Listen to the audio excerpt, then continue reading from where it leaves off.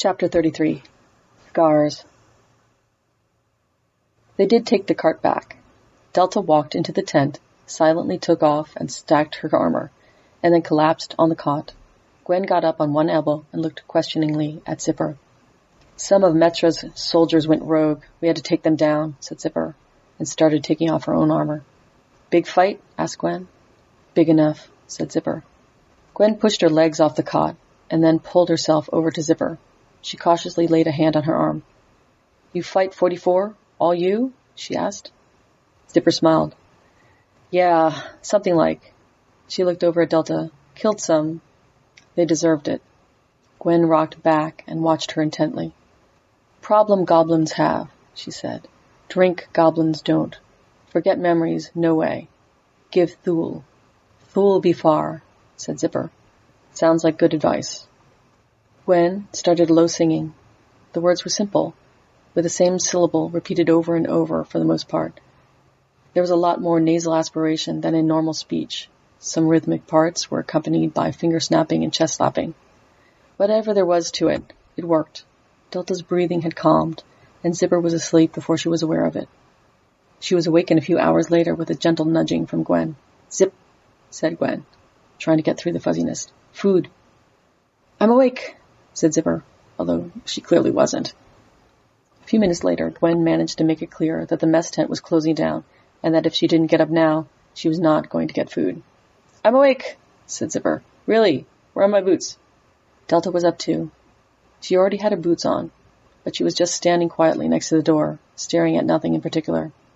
Gwen was on Johnston and nudged Delta with her folded-up tabard. She looked at it for a moment and then reached out, took it, and put it on automatically. Man, I'm starving, said Zipper, pulling on her own tabard over her head. They walked into the dim light. The sun had been down for hours, but there was still bustle and noise around the camp. Refugees sat everywhere. Most of them had tents, but in their disruption and loss they sought out others just to talk to. There were not many people eating in the mess tent, but there were plenty of people there talking over the remains of food. They filled their bowls and went to find a place to sit down. People looked up when they saw them and got up, leaving space.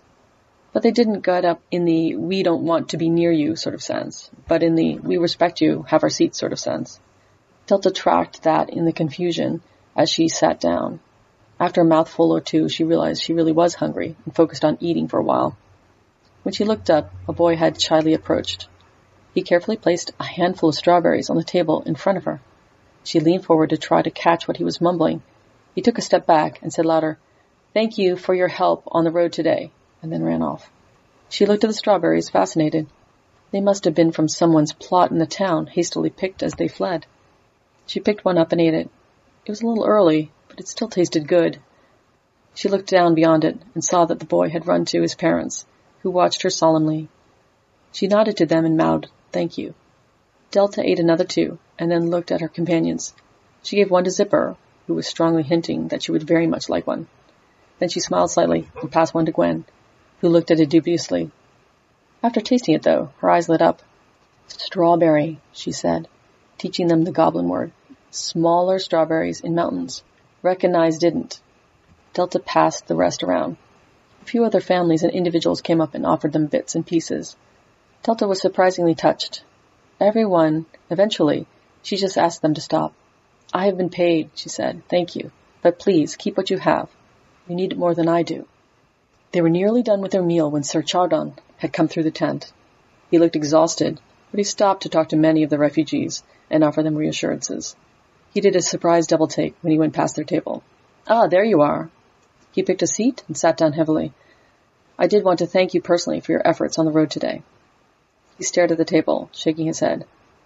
I am dreadfully, dreadfully disappointed in the behavior of those Metzra troops. Desertion, brigandry, I would not have believed it of them.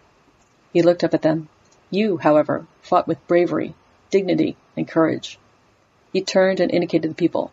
For the common good. Such nobility, from mercenaries, no less, puts my country to shame.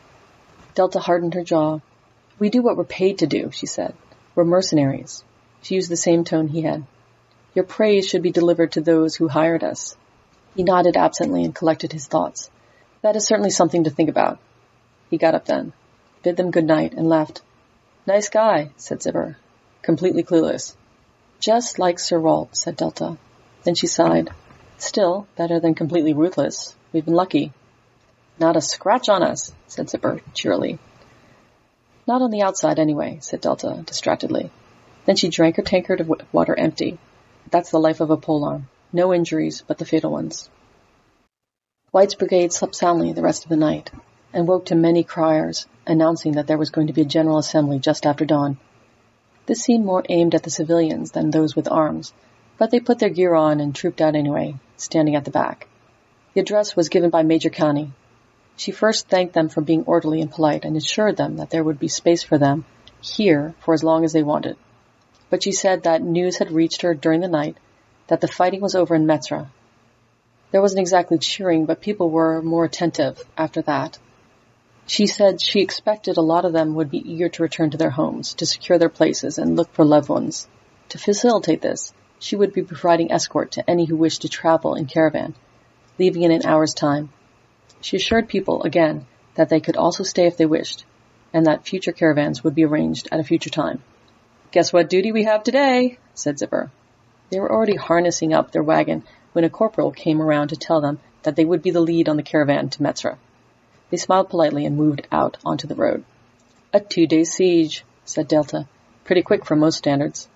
"Those walls wouldn't hold out a flea," said Zipper. "They probably blew hard and knocked them down." "The castle was solid enough," said Zelta. "Not pretty, but defensible." "If you had the will to defend it," said Zipper. "The general of theirs appears to be quite the talker. Maybe he just asked them to tea, and they capitulated." "Magic," said Gwen. They got started an hour later. Major County rode with them for the first hour, ostensibly to discuss more about the goblin language. But the causeway was bright, and Gwen was sleepy, so it was mostly second-hand information from Delta and Zipper. The conversation was much more interspersed with trivialities about the cultures than Kenny had seen. She gave them a formal overview of the Orcan tradition of medal giving, most of which they already knew. It had been bloodier and purely for combat prowess when she had toured at Bright. The modern practice was unique to this army.